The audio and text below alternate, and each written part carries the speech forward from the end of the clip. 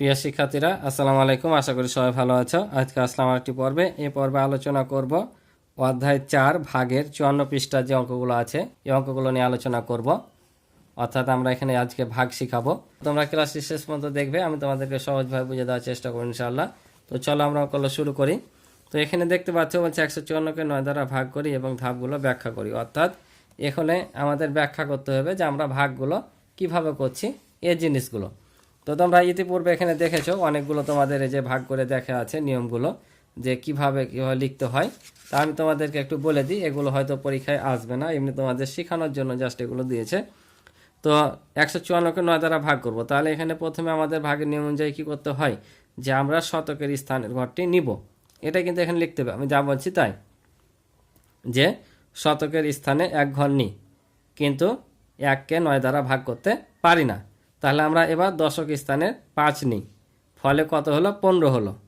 এখন এখানে হবে 15কে 9 দ্বারা ভাগ করে আমরা 9 পেলাম, তো 1 যাচ্ছে, তাহলে একটা বসবে এই 5-এর উপরে। তারপর এখন কি করব, আমরা এই 15 থেকে 9 বিয়োগ করব, দিয়ে 6 পাবো। এ কথাগুলো লিখতে হবে। তারপর পরের লাইনে হচ্ছে যে আবার এখানে কত, 64কে 9 দিয়ে ভাগ করতে হবে, তাহলে আমরা 63 পর্যন্ত পাচ্ছি। তাহলে 7 নাম 63, তাহলে এখানে কত হবে, কারণ 64কে যদি আমরা 9 দিয়ে ভাগ করি তাহলে পাবো 7 নাম 63, তাহলে 7 বসবে 4-এর ওপর, আর এই 4 থেকে 3 বাদ দিলে হবে 1। এভাবে আমাদের কথাটি লিখতে হবে। তাহলে ভাগফল 17, ভাগশেষ 1। বুঝতে পারছো? তো আমি শিখাবো তোমাদের এই যে ভাগগুলো কিভাবে করতে হবে, এই ভাগগুলো আমি শিখাবো। এখানে ভাজ্যের ঘরে আছে 3টি অঙ্ক আর ভাজক 1টি। পর্যায়ক্রমে তোমাদের কিন্তু এই ভাজকের সংখ্যা বাড়বে, ভাজ্যের সংখ্যা বাড়বে, ঠিক আছে? তো আমি প্রথমে এক সংখ্যা দিয়ে শিখিয়ে দিই, পর্যায়ক্রমে আমি পরের পৃষ্ঠাগুলো তোমাদের শিখিয়ে দেবো, ঠিক আছে? তো তোমাদের এখানে আমি বলি ভাজ্য, ভাজক, ভাগফল, এই কথাগুলো এখানে আসবে, কোনটা কাকে বলে। তো আমরা এখানে যে সংখ্যাটাকে ভাগ করি, অর্থাৎ এটাকে যে আমরা প্রথমে দেখতে পাচ্ছি, বা এখানে দেখো এই যেটা দ্বারা ভাগ করছি, এটাকে বলে ভাজক। আমরা যে সংখ্যা দিয়ে ভাগ করি সেটাকে বলে ভাজক। অর্থাৎ 7 দিয়ে ভাগ করব, এখানে যেমন 4 দিয়ে ভাগ করব, তাহলে এটা হচ্ছে ভাজক। আর যে সংখ্যাকে ভাগ করা হয় সেটাকে বলে ভাজ্য। যেমন আমরা এখানে 144কে ভাগ করব, বা এখানে যে 386কে ভাগ করছি, এটা হচ্ছে ভাজ্য। তাহলে যে সংখ্যা দ্বারা ভাগ করা হয় তাকে বলে ভাজক, যাকে ভাগ করা হয় অর্থাৎ যে সংখ্যাকে ভাগ করা হয় তাকে বলে ভাজ্য। আর ভাগ করে যেটা পায়, অর্থাৎ এখানে যে ফলাফলটা পাবো সেটা হচ্ছে ভাগফল। বুঝতে পারছো? ভাগ করে যেটা পাবো সেটা ভাগফল।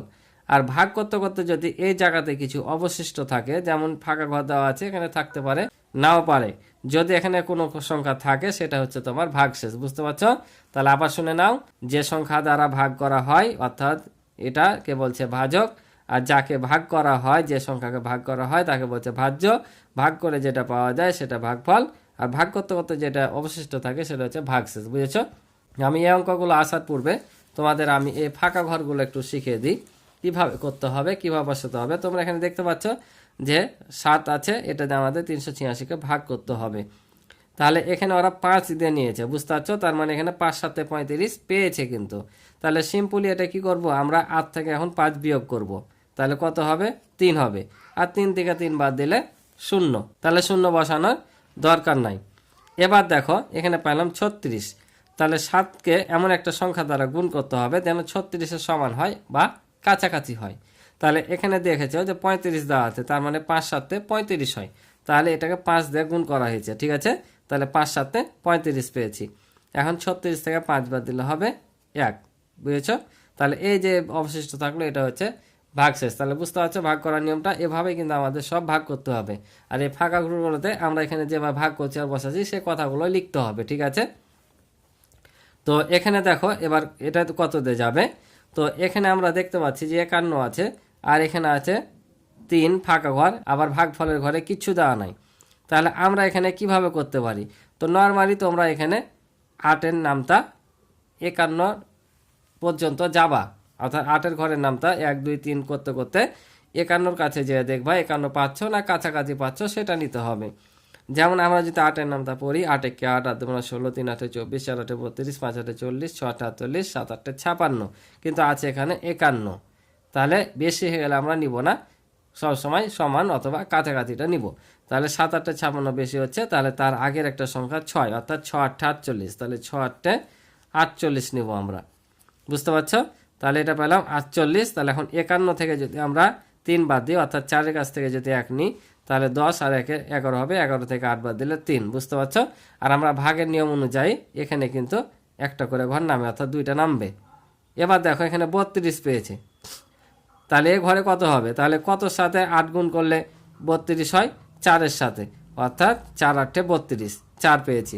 তাহলে এখানে দেখো 2 থেকে 2 বাদ দিলে 0, 3 থেকে 3 বাদ দিলে 0, অর্থাৎ ভাগফল আমাদের এখানে 0, বুঝতে পারছো? তাহলে এটা দেখো, এটাও একইভাবে করে নিব। তাহলে কত হবে? 4 6 24।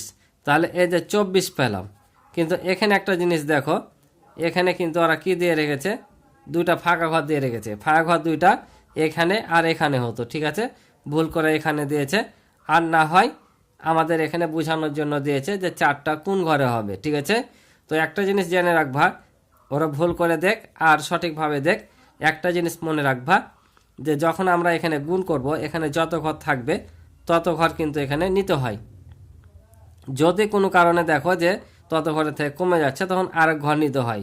যেখানে আমরা এই ফাঁকা ঘরগুলোর কথা বললাম, অথবা পূর্বে করেছি যে যখন আমরা এই সংখ্যাকে ভাগ করতে পারবো না শতকের ঘরের সংখ্যা, তখন আমাদের এই দশকের স্থানের ঘর আরেক ঘর নিতে হবে, তখন 2 ঘরের নামতা পড়তে হবে, ঠিক আছে? তাই এটা দিয়ে এটা ভাগ জানায়, তো 4 নিয়েছি, 24 হলো। তো আমরা যখন ভাগ করব, এই 6-এর সাথে যে সংখ্যাটা গুণ করব সে সংখ্যা, অর্থাৎ সেটা ভাগফল পাবো। তো সেটা কোন ঘরে বসবে? একটার ঘরে বসবে না এটার উপরে বসবে? তো সব সময় এখানে যত ঘর নিবা, অর্থাৎ জয়টা অঙ্ক নিবা, তার শেষ অঙ্কের উপরে বসবে, বুঝতে পারছো? যত অঙ্ক নিবা এখানে, এটা আমরা 2টা নিয়েছি না, তাহলে আমরা যে 4 6 24 পাচ্ছি, এই 4টা বসবে এই ঘরের উপরে, ঠিক আছে? অর্থাৎ এই 2 ঘরের শেষ মাথায় আমরা যত ঘর নিব তার শেষ অঙ্কে, তাহলে এখানে বসবে 4, বুঝতে পারছো? তো এখানে তাহলে কত বসবে? এখানে হয় ওরা ভুল করে দিয়েছে, এটা এখানে ঘর হতো, আর যদি এখানে দেওয়া থাকে সঠিক, তো এখানে আমরা 0 দিয়ে দেবো। তবে আমার মনে হচ্ছে যে এই ঘরটা এখানে হতো, ঠিক আছে? যেহেতু এখানে একটা ভাগফল আসবে, এখানে ফাঁকা ঘর দেয়নি, তাই এখানে কিন্তু ফাঁকা ঘরটা আসার কথা ছিল, ঠিক আছে? তাহলে আমরা এটা থেকে এটা বাদ দিলে 0 পাইলাম। তাহলে নিয়ম অনুযায়ী আমাদের এক ঘর নামবে এখানে 6, তাহলে আবার 6 নামতা 6 পর্যন্ত পড়বো। 6 পর্যন্ত বলতে 6 পর্যন্ত 6-এর ঘরের নামতা পড়তে পড়তে যাবো। তো 1 দিয়ে করলে আমাদের মিলিয়েছে যে 6 1 6, তাহলে দেখো 6 থেকে যদি 6 বাদ দিই তাহলে হয় 0, বুঝতে পারছো? তো এটাই হবে আমাদের উত্তর। তো এবার চলো আমরা এই ভাগগুলো শিখি। তো এখানে দেখতে পাচ্ছ ভাগ করে লেখা আছে, তো আমরা চলো সরাসরি খাতায় তোমাদের করে দিই। তাহলে দেখো আমাদের ভাগ করার নিয়ম কি? আমরা সব সময় এখানে জয়টা অঙ্ক থাকবে, এখানে তত অঙ্ক নিব, যদি কমে যায় তাহলে আরেকটা বেশি নিব, ঠিক আছে? তাহলে এখানে আমরা দেখতে পাচ্ছি 4 দিয়ে 1কে ভাগ করা যায় না, তাহলে আমরা দশক স্থানের ঘর আরেকটা নিলাম, তাহলে 14 হলো। তাহলে 14, এখন 4-এর ঘরের নামটা পড়তে পড়তে আমরা 14 পর্যন্ত যাব, দিয়ে 14-র কাছে যে আমরা থেমে যাব। যদি 14 না পাই 14-র কাছাকাছি নিব, কিন্তু বেশি নেওয়া যাবে না। তাহলে দেখো 4 1 4, 4 2 3 4 12, 4 4 হয় 16, 16 কিন্তু 14 চাইতে বেশি যাচ্ছে, তাহলে আমরা কত নিব? 3 দিয়ে নিব, অর্থাৎ 3 4 12 নিব। তাহলে 3টা বসবে কোথায়? বলেছি সবসময় যত অঙ্ক নিব, অর্থাৎ যত ঘর নিব তার শেষ ঘরের উপর, অর্থাৎ এখানে বসবে 3, বুঝতে পারছো? এখন ভাগের নিয়ম অনুযায়ী আমরা বিয়োগ করব। তাহলে 4 থেকে 2 বাদ দিলে হয় 2, 1 থেকে 1 বাদ দিলে 0, তাহলে 0 বসার দরকার নাই। তাহলে আমাদের নিয়ম অনুযায়ী এখানে একটা অঙ্ক নামবে, ঠিক আছে? নাম মিললাম 24 হলো। এখন 4-এর নামটা আমরা 24 পর্যন্ত পড়তে পড়তে যাবো, তাহলে 4 6 হয় 24, তাহলে দেখো ভাগশেষ 0, তাহলে আমাদের ভাগফল 36। তোমরা অবশ্যই নামটা কিন্তু নিম্ন 10 পর্যন্ত, পারলে 15 পর্যন্ত মুখস্থ করে রাখবা, নাহলে কিন্তু ভাগের অঙ্ক পারবা না। তো চলো পরেরগুলো দেখি। তো দেখো আমি সরাসরি এভাবে অঙ্ক উঠে নিলাম, এভাবে লিখলাম না। তাহলে এখন আমরা দেখো 5 দিয়ে 2কে যায় না, আবার 2 ঘর নিলাম, তাহলে 28। তাহলে এবার কত হবে? দেখো 5 5 25 হবে। তাহলে 28 থেকে যদি 25 বাদ দিই, অর্থাৎ 8 থেকে 5 বাদ দিলে 3, 2 থেকে 2 বাদ দিলে 0 বসাবো না, আর এই যে 5 নামলো। তাহলে এবার 5-এর নামটা 35 পর্যন্ত, তাহলে 5 7 হবে 35, তাহলে আমাদের ভাগফল কি? 0, বুঝতে পারছো? এটাও যদি ভাগ করি সবগুলো কিন্তু একই রকম, তাহলে আবারও কত? 5 7 হবে 35, আর 6 7 42, বেশি হয়ে যায়, তাই 5 7 35 নিলাম, ঠিক আছে? তাহলে 9 থেকে 5 বাদ দিলে হবে 4, আর এই 4 নামবে। এবার দেখো 5 7 35 পেয়েছিলাম, তাহলে এবার 6 7 42, 7 7 49, 7 7 49 বেশি হয়েছে, তাহলে কত নিব? 6 7 42, অর্থাৎ 6 দ্বারা নিব এটা, 42, তাহলে 4 থেকে যদি 2 বাদ দিই তাহলে হবে 2। বুঝতে পারছো? তাহলে ভাগফল 56, ভাগশেষ হচ্ছে 2। তো চলো পরেরগুলো করি। তাহলে এবার দেখো এটাকে 2 দিয়ে ভাগ করতে হবে। তো এখানে দেখতে পাচ্ছি 1 ঘর নিলে আমাদের হয়ে যাচ্ছে, কারণ এখানে 2 আছে, 6 2 এর চাইতে বড়, তাহলে 1 ঘর নিব। তাহলে কত হবে? 3 2 6। এই যে এবার এ ঘর নিয়েছি, তাই এই ঘরের উপরে কি বসবে? এই ভাগফলটা বসবো। তো যত দিয়ে গুণ করেছি, তাহলে 3 2 পাইলাম 6। তাহলে 6 থেকে 6 দিলে 0, তাহলে এই 6 নামবে। আবারও দেখো 3 2 হয় 6, 6 থেকে 6 বাদ দিলে 0, দরকার নাই, এই 2 নামাবো, তাহলে 2 1 কে 2। বুঝতে পারছো? তাহলে ভাগফল 0। এটাও সেম, দেখো 9 7-এর চাইতে ছোট, তাহলে 2 ঘর নিব 78 পর্যন্ত। তাহলে আমরা 9 নামতে 8 পর্যন্ত পড়বো। তো 8 নাম হয় 72, আর 9 9 হয় 81, তাহলে 81 বেশি হয়ে যাচ্ছে, তাহলে আমরা নিব 8 নাম 72। তাহলে এখানে 72 বসাবো। 8 থেকে 2 বাদ দিলে 6, আর এখানে হবে 3, তাহলে 7 নাম হয় 63। আমাদের 9কে 7 দিয়ে গুণ করলে আমরা 63 পেয়ে যাচ্ছি। ঠিক আছে, এটা হচ্ছে উত্তর। এটা কি হয় দেখো, এটাও আমরা কত ঘর পর্যন্ত নিব?